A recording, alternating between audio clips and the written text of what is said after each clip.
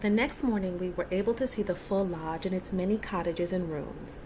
It all even came with a sweet three-legged dog named Scooter. Right away, one of the property managers named Patient started helping us organize our day. On every trip, we are gifted with what I call travel angels. Little did we know that Patience would be our Joburg angel. With the affordable prices of Josie Tours, we decided that our first stop would be the Apartheid Museum, followed by a tour of the infamous Soweto Township. A little over 2 weeks after the passing of former President Nelson Mandela, my children and I would get a first-hand look at the horrible system of segregation known as apartheid. We would also get a real-life lesson on the history of South Africa. We began this walk through the museum, sharing the experiences of those who were categorized as white and non-white. We saw the ID cards that Black South Africans were forced to carry and use as permits to move through their own country. We saw the familiar whites-only signs and read from the racist philosophy that justified racial division and superiority. The museum was sure not to leave out the consequences of classification and oppression. Although this way of thinking is impossible for us to understand, like our own Civil Rights Museum in Atlanta, this serves as a powerful reminder of how we must never forget and never return to this sort of belief system.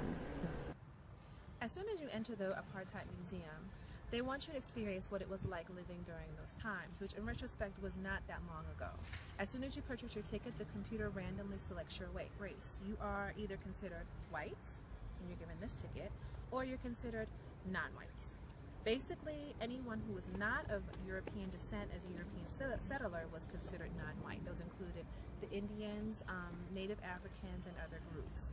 So once you do that, once you are assigned your race, you have two different entrances into the museum. The one that I was given was for non-white, and I got a chance to see the ID cards of non-white people and learn the laws that put them in the system of segregation that was so hostile and brutal during that time.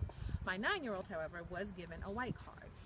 This was kind of interesting because we were separated. I really did not want to be separated from my 9-year-old with such a serious topic, but I'm sure that was part of what it was like living during that time. You're separated from people that you may care about or even taught to fear people that were different from you. Some other touches that I thought were very nice here at the museum is that they have books for children. They're actually comic books. This one is titled Soweto in Flames, and they talk about the opposition to apartheid and the Afrikaans forced system of segregation. The museum starts with the birth of humanity occurring in South Africa, supported by the world's oldest human remains and the planet's oldest cave paintings, all being discovered in this beautiful country. It ends with the reconciliation process started after apartheid. Its goal of discovering and revealing past human rights abuses and wrongdoings by the South African government, hoping to resolve conflict left over from the past, also serving as a time for healing for all South Africans who were forced to participate in such a traumatic, oppressive system.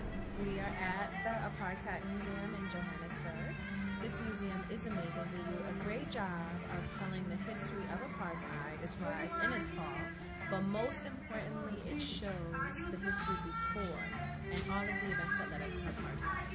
I will not pretend to be an expert on this and give a perfect explanation, but basically to sum it up, there had always been a mix of people in South Africa, starting with the natives of the land, which were several tribes.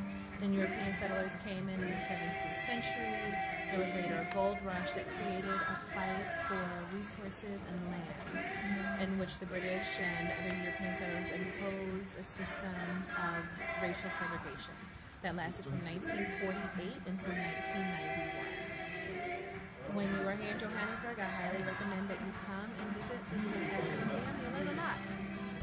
After the Apartheid Museum, it was time to see where many of these historical events actually happened. We grabbed a quick lunch, and our first stop was the FNB Stadium, Soccer City. Initially famous for hosting the 2010 World Cup, most recently famous for hosting the funeral and life celebration of former President Nelson Mandela. Our next stop was Soweto. This tour of the southwestern township was a pleasant surprise. I expected an enormous shantytown extended as far as the eye could see. What I found, however, was a city divided in upper, middle, and lower class communities. Our tour guide explains it all perfectly. The area that you're traveling on right now, this is the rich part of Soweto. It is called Deep Kloof Extension. But the residents of this area, they call it their own houses in the suburbs of Johannesburg. But they chose to live in the township because of the lifestyle difference.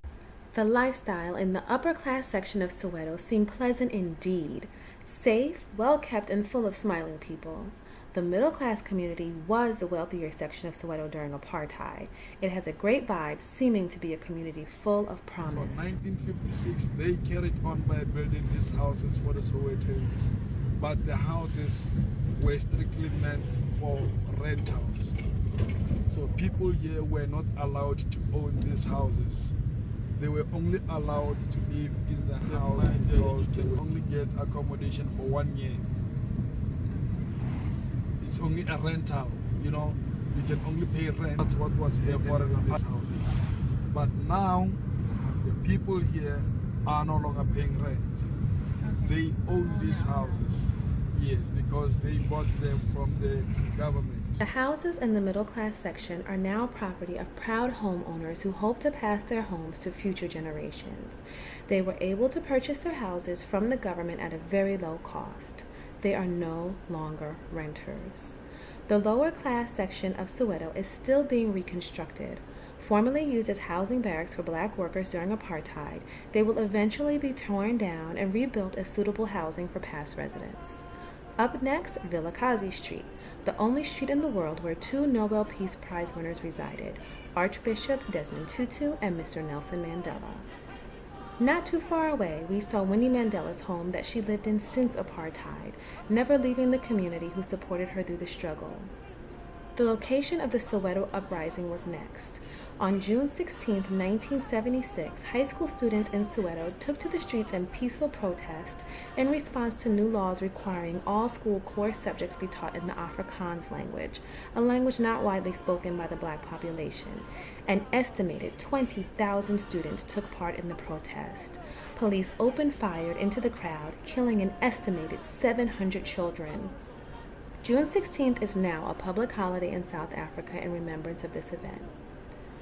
Our first day in Joburg was a great day of learning and exploration. We headed back to our new home with pizza and snacks. We played dominoes, Uno, I Declare War, and the South African edition of Monopoly. No iPad on this trip. We were exhausted and needed to rest for our next day. With a little help from Patience, we were able to arrange a Christmas surprise.